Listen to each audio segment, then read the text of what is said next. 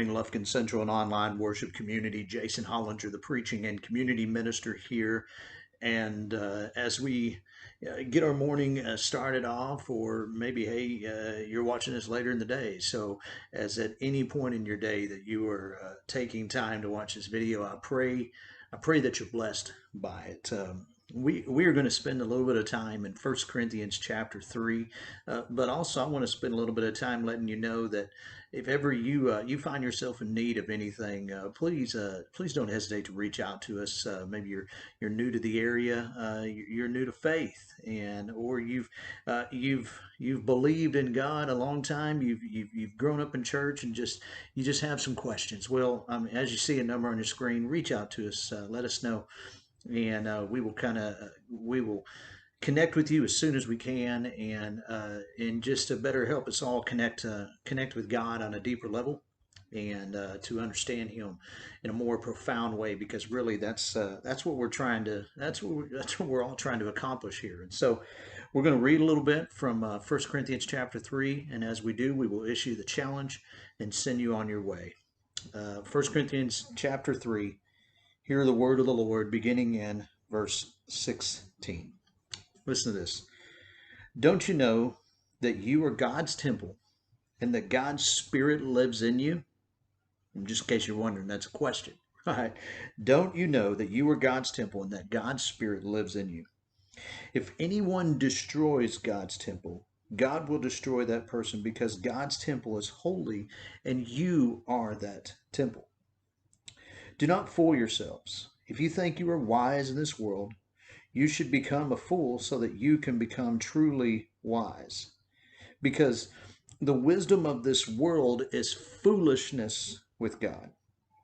It is written in the scriptures, He catches those who are wise in their own clever traps. It is also written in the scripture, the Lord knows what wise people think. He knows their thoughts are just a puff of wind. So you should not brag about human leaders. All things belong to you. Paul, Apollos, and Peter, the world, life, death, the present, and the future, all these belong to you.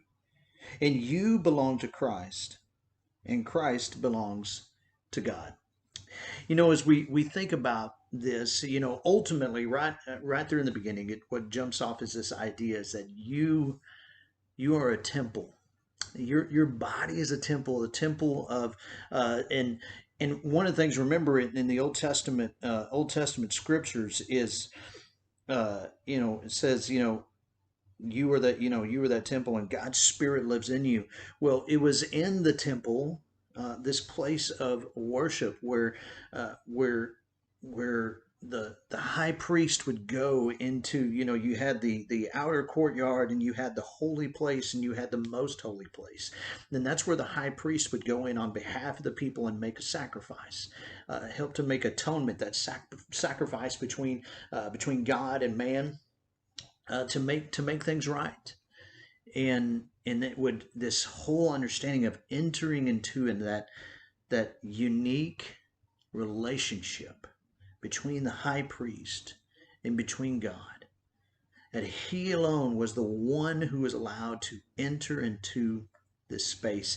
And even in the midst of this, of being the only one allowed to enter into this space, but there was also this understanding of the way that you were supposed to go about preparing yourself before you enter into this presence. And so, and even, look at the intricate details as to which, to continue along the lines of this, of the temple, the intricate details of which, that are of the intricate details that are given, as far as I've said those words a lot, right?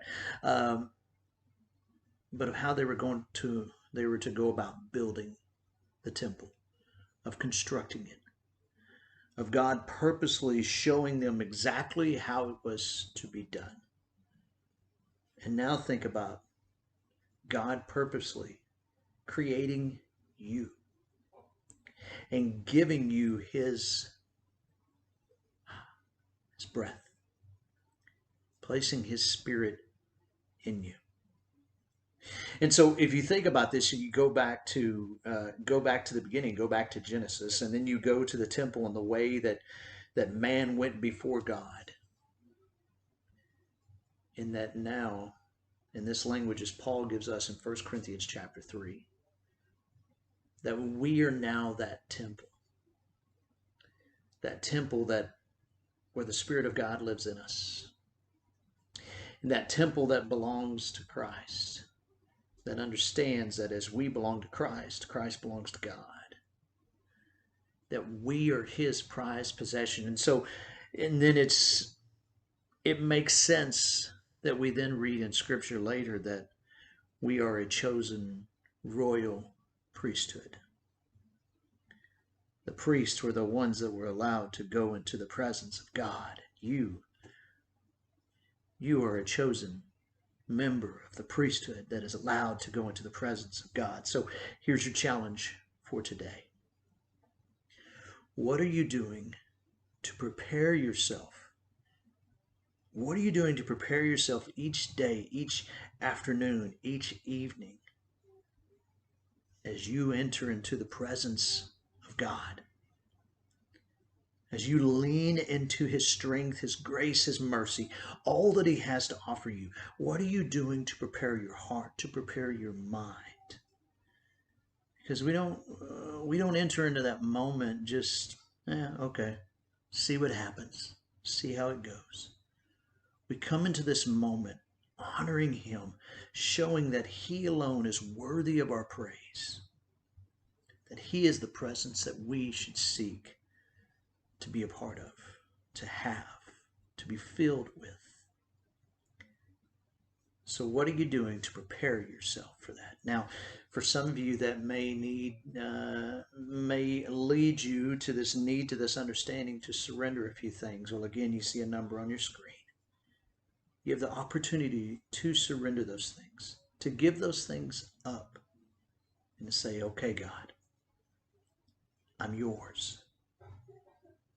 Speak to me, move through me, use me for your benefit, for your glory. You know, when we do this, it's amazing. It's amazing how our relationships will change. It's amazing how our friendships will change. It's amazing how our discipleship will change. But it's up to you. I can't do it for you. That's a decision you have to make on your own. Can't wait to hear about it. Y'all have a great day. God bless.